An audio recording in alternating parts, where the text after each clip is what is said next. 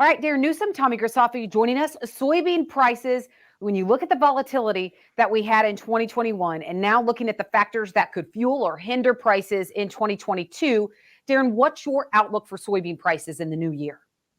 Right now, if we look out, that the forward curve is inverted for new crop soybeans. And so, what the market's telling me is that we have an incredibly tight supply and demand coming out of 2021, going into 21, 22 and beyond.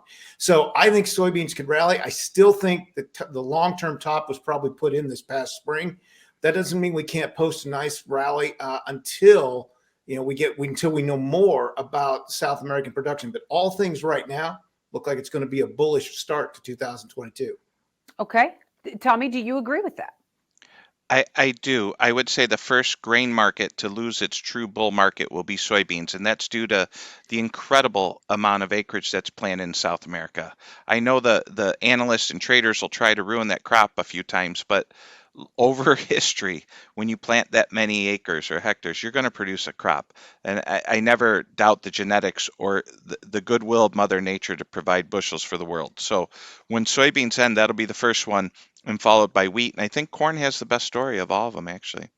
So, Darren, I mean, we talk about the sustainable aviation fuel, renewable diesel, and can we domesticate, a soybean demand and rely less on some of our export markets?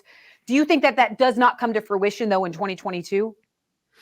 I would be surprised if it did. I mean, we've been talking about this for 10 or 15 years, and I know there's a bigger push for it now, but it's just always one of those things that seems like a great idea that just never seems to get much footwork behind it. So it'd be nice. I'm not really holding my breath out for it to be finalized in 22.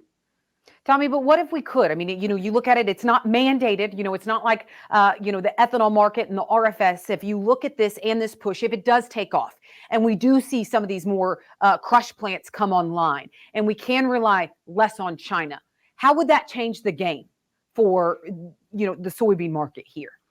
Sure. Well, we have to be careful here in the United States what our energy policy is. Here in the United States, when you talk about raw energy, crude oil, natural gas, we have plenty of this stuff, yet we're importing a bunch.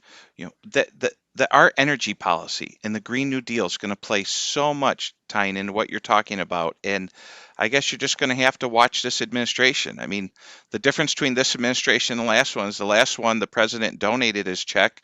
In this administration, they're donating your check. So keep an eye, watch what they do, not what they say, but watch what they do. It's going to affect you as a farmer.